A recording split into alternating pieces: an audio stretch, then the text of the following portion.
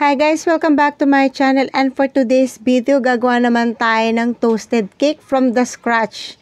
Siyempre, umpisan muna natin dito. Mag-grease muna ako ng pan. Pagkatapos, gagawa tayo ng homemade buttermilk. Meron ako ditong evaporated milk, and then lalagyan natin ng vinegar. Siyempre, ang lagi kong ginagamit na brand ng evaporated milk Jersey. Not sponsored, pero kasi yan talaga yung ginagamit ko kasi masarap ang Jersey evaporated milk. So anyway, set aside lang muna natin yan. At gagawin na natin yung butter natin. So, meron tayo ditong cake flour. So, 4 cups of cake flour. Then, lalagyan na natin ng salt, baking powder, and baking soda. Pagkatapos, hahaluin lang natin yan para masip. Sasalain lang natin yan. Importante kasing sinasala para syempre masigurado nating walang buo-buo at the same time para masigurado rin nating malinis yung ating ginagamit na harina. At syempre kasi para pag hinalo natin to mamaya sa liquid ingredients natin, mas madaling mahalo. Maiiwasan yung buo-buo. Kaya, yung wag nyong kakalimutan yung yung salain muna yung dry ingredients, no? O, di ba merong buo-buo sa ating flour? So, pagkatapos niyan, lalagyan na natin ngayon ng powdered milk. Ang brand ko naman na milk, syempre, as always, Birch Tea. It's everybody's milk, no? So, anyway, dito na tayo sa wet ingredients. Meron tayo ditong 4 pieces egg. Check lang natin na baka may masalong shell, no? Pagkatapos niyan, lalagyan na natin ng 2 cups white sugar. Ang gagawin natin ito, haluin lang natin. Ginamit ko lang dito wire whisk. Pero kung gusto mo naman ng hand mixer para mas madali, okay lang din naman. Pero parang na-spill kong gumamit ng ng wire whisk eh. So kung sanay ka naman gumamit ng wire whisk, carry na yan. Pagkatapos, lalagyan na natin ng vegetable oil. Haluin lang natin maigi ha. Kailangan talaga siguradong na well mixed siya, no? So, ganyan makikita nyo naman yung itsura ng talagang nahalo ng maigi kasi isa yun sa pinaka-importante, yung smooth na yung ating mixture. And then, pagkatapos, nilagyan na natin ng vanilla. At pagkatapos, ilalagay na natin yung ginawa nating homemade buttermilk. Tapos, syempre, hahaluin natin ng maigi ulit. Kailangan siguraduhin natin talagang nahalo ng maigi. Pagkatapos, at saka naman natin ilalagay ng paunti-unti yung flour. So anyway, hinati ko sa 3 part. Kasi pag binuhos mo lahat yung flour na yan, ang hirap haluin nun. Mahirapan ka. So, doon nagkakaroon ng minsan may buo-buo na flour doon sa mixture mo. Kasi nga, pag binigla mo, kaya mas mainam yung hatiin mo sa 3 part. Hahaluin mo muna pag nakita mong medyo okay na nahalo na.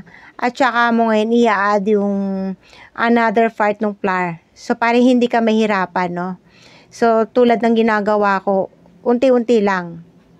Ganyan lang, 'di ba? So, dito kasi, rin to mix it well but do not overmix. Ganun pa rin, no? Kasi pag nasobra ng halo yan, ang mangyayari dun sa gagawin nating cake, titigas. Matigas ang magiging outcome niya. So, nandito rin nakasalala yung yung magandang texture ng ng cake mo sa paghahalo pa lang. So, titignan niyo pag nakita niyo yung smooth na, okay na, wag niyo lang gigigilan, no? Check niyo lang kung may buo-buo pa, no? Basta yun yung lang sinasabi ko lagi na mix it well but do not overmix, no? So, pagkatapos niyan, eto na. At nag-preheat naman na tayo ng oven natin. So, sinet natin for 170 degrees Celsius at i-bake natin to for about 30 minutes or until it's done, no? So, i-check nyo na lang kasi minsan kasi depende sa sa oven, no? So, syempre, kilala nyo naman yung oven nyo. Kayo na yung mag-adjust kung paano nyo isi-set yung oven nyo, okay? Ganito yung gagawin natin para malaman natin kung luto na. Tutusukin natin ng skewer. Tapos, pag nakita nating dry yung skewer, ibig sabihin luto na. So, pagkatapos nito, wait na lang natin to cool down para mamaya i-slice na natin. Ganito yung ginagamit kong pang sa gilid, no? Mas maganda to kaysa sa bread knife or sa spatula. Mas maganda yung rubber or plastic yung gagamitin mo. Napalamig na natin yung ating cake, kaya pwede na nating itaob. kung mapapansin nyo guys, hindi ako gumamit ng parchment paper. Basta i-grease mo lang yung pan mo. Tadan! Iyan na hindi yan didikit sa fan.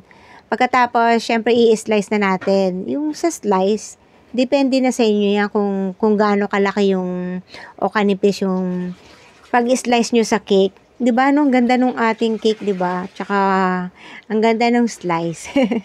So anyway, habang ginagawa ko 'to, as always, magte-thank you po muna ako sa inyong lahat, no?